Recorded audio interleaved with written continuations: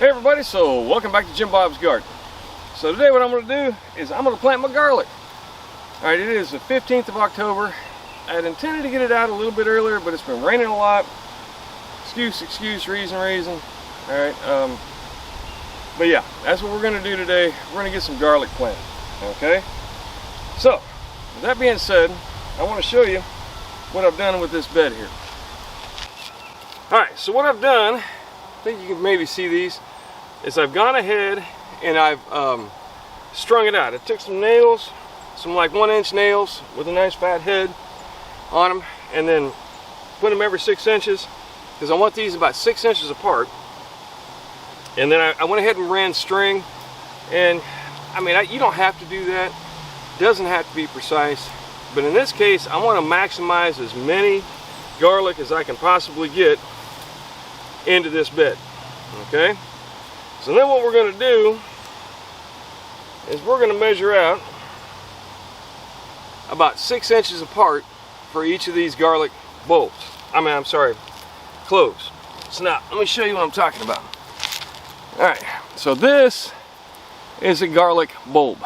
Alright, and then just like when you're going to cook them, you got to open them up a little bit. Alright, we'll go ahead and let that fall as it will. Get this sucker opened up.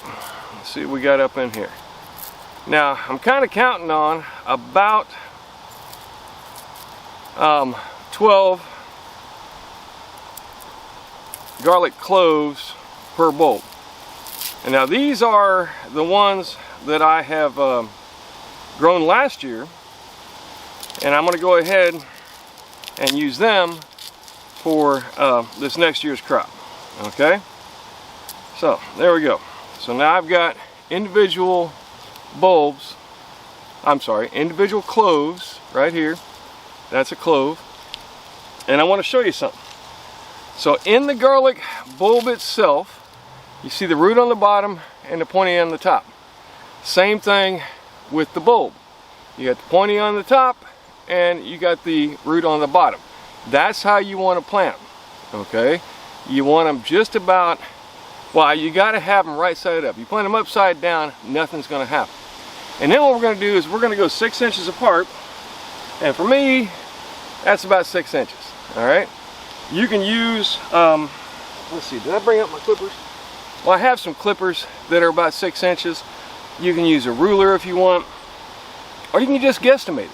Okay, but I'm going to do my hands, use that as the guide, and as you can see, that's just about 6 inches, maybe a little bit further apart.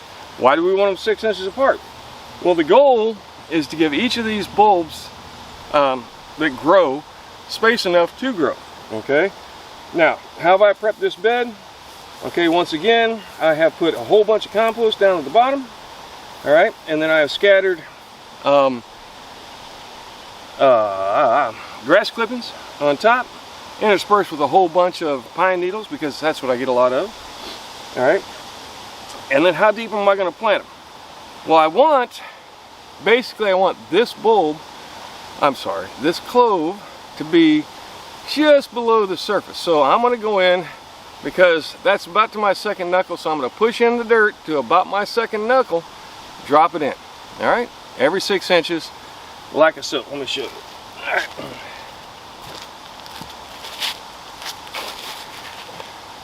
Now I'm going to also be pulling the weeds as I go along. There's not that many. That's one of the beauties of having some mulch on top, is it keeps the weeds down. But you know, there's always going to be a few weeds. All right. So then I'm going to go about 6 inches, stick my finger into the dirt now, about to that second knuckle. I'm going to shove that bulb in, and then I'm going to leave it there for now, so that basically I know where I've already planted. Okay, I'll just stick my finger in. Now if you have more compact soil, then you may want to have a tool for this. Okay, like you can take any kind of sharp stick, basically, like this here, and just take that it's got a little bit of a sharpened point. Push it in, like I can just push it down so far, and boom. Now, the only issue with that is sometimes you'll find that you go a little deeper than you intended, okay? And now keep in mind, I want to go 2 inches into the dirt, and basically I don't want the mulch to count as part of that, okay? So, let me go ahead and get about planting, and then I'll show you what I got at the end. Alright, 1, 2, 3, 4, 5, 6, 7.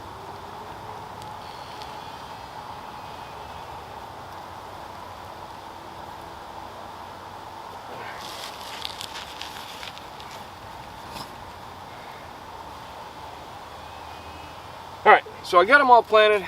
It took up 13. I guess my hand's a little bigger than I thought, but it's fine. Alright, once again, we just want around 6 inches, plus or minus a few, just to make sure that basically they have enough space to get the nutrients from the soil around them, okay?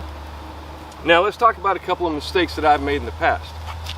Number one, when you pull these bulbs apart and you get your individual clove, don't pull any paper off it. Leave whatever paper is still there.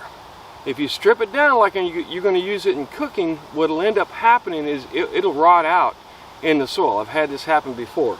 Huge mistake my first year growing garlic. Okay, number two, again, make sure that you have the flat side or the root side down, and you can always tell because on your bulb you'll find the roots are at the bottom and the pointy end is at the top. So flat side down, pointy end up. If you don't put them in that way, it will not grow. They don't grow upside down. Alright, the other thing is watering, okay? By all means, water your garlic, but only water it when it's dry. Particularly if you're in like a clay soil or a soil that holds a lot of moisture. The garlic plants themselves don't care for a lot of, they don't like wet feet. So basically if you got good draining soil, you should be fine. Like here, I can pretty much water as much as I want because of the fact that underneath here, I've got about 4 inches of compost here, 3 inches maybe. And then under that is some sandy soil, which should drain out, no problem, no issues. If anything, that might be a detractor later on. Another thing that I have made mistakes before is I did not mulch, okay? Mulching does two things for you. It retains moisture. Okay, we just said we don't want too much moisture, but it also keeps the soil cool, okay? Garlic is a cool weather crop, all right? So you want to get as cool as you can on your soil. That's why we waited until now to go ahead and plant the garlic, because temperatures are starting to cool off. We're supposed to have a couple of days this week in the 70s, okay? So that means my soil temperatures will go down probably into the high 60s. Perfect. All right, that's what I want, okay? Oh man, this poor butterfly. I think it's on its last legs. Well, I can't get it. It just won't come over. Just flopping around. It's about to go. That's life. Nothing lives forever. All right, and then that was one of the mistakes I made in the past. I did not mulch it. It stayed warm and dry, and it did not it didn't really grow to its fullest potential. All right, and then fertility. Like I said, I put 3, maybe 4, depending on the spot, inches of compost in here to increase that fertility. You got to have that good fertility. Now, I'm not going to use fertilizer, but my neighbor, when he used his fertilizer, he basically got bulbs almost twice the size of these. Okay, so I mean, fertilizer will help it grow. Am I telling you not to use fertilizer? By all means, use what you want. I highly recommend it.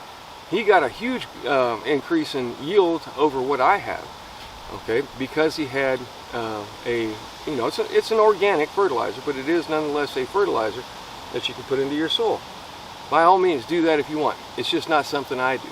I would probably recommend that you put it in the soil prior to planting, but I'm not big up on fertilizer, so I can't tell you for sure what to do about that. And then you can always fertilize as you go along.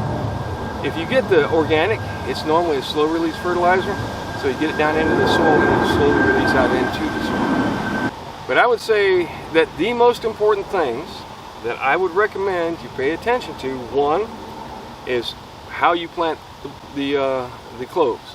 The cloves need to go in pointy side up, flat side down, and leave the paper on them. Okay? If you don't do that, you will not get a good harvest. Okay? And then the other thing I would recommend is probably the most important thing, is the mulch. Keep it mulched. Make sure that you have a good solid, coverage of some kind of sort. You can try and do a living mulch, but then you got things competing. All right, so you've got other plants, whatever you use as a living mulch, competing for the nutrients and the moisture in the soil. Okay. Now these are garlics that I have from last year. Okay, you don't have to use seed garlic. You can go and buy just garlic at Walmart and use that. It's going to be a lot cheaper. But from what I'm understanding, we normally want to use soft neck garlic down here in the south. All right, and most of the garlic you get in the store is hard neck garlic. But I will tell you, I'm not for sure which one I have here, because it's just whatever I had, and I planted both last year. And I have been very successful buying garlic in the store and just planting what I got. And I don't think it got any bigger or any smaller than the seed garlic I bought last year, which was a soft neck. So in my opinion, with my experience, limited as it may be, I don't really think it matters. Okay, I think that any garlic you can get is good garlic. Stick in the ground. All right. I've heard a lot of people warn you about, oh, make sure that it hasn't been sprayed with any growth inhibitor. Why would they do that? Okay, I mean, that's an extra expense that most of them will have to use, all right, to prevent people from growing the garlic seed or cloves as they go forward, when they know most of us aren't going to take the time to do that. There's only a few people out there that are actually growing their own food, as far as statistically speaking. Okay, so I don't think that that's a problem. And I will tell you that of the 9-10 years I've been here, I have grown garlic without issue, most of them. And any issues that I did have were not because the garlic had been sprayed with growth inhibitor. If you're concerned, make sure you get organic garlic, and organic won't be sprayed with anything because it can't be to be called organic. All right, I'm going to go ahead and finish up with what I got, and then we'll be heading to the store to go buy some more of the garlic bulbs so I can get some more garlic seed, because this is probably only going to do one more row. So I'm only going to have the 2 rows, and I want to get this in either today or tomorrow. So I'm probably going to head to the store today and get some. So one of the things I forgot to mention about the garlic and the planting thereof and the preparation. So I actually vernalized the seeds that I have from myself, the cloves that I had from myself. So, and again, I don't know what variety those were, because it was just all in a big bunch of well, actually it was a braided string of garlic, and I'm not sure which ones were which. So I don't know what variety I had. All I know is that they were mine. They were my seeds. All right, but basically I ran out because I'm planting so many. All right, so I've got about 13 per row. So 13, 26, probably 6 more. So I got about 32 cloves of garlic planted. I want more. So if I can get 13 per row, I got 7 rows.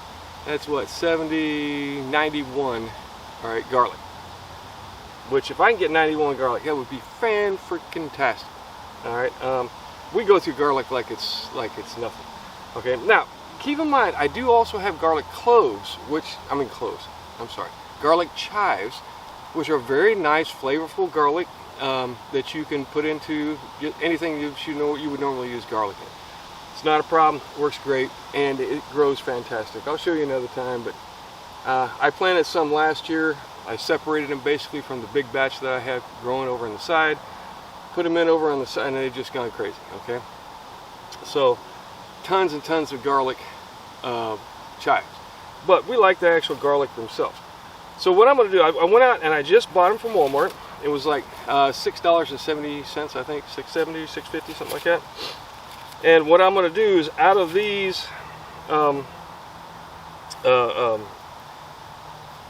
bulbs, I'm going to choose the biggest ones.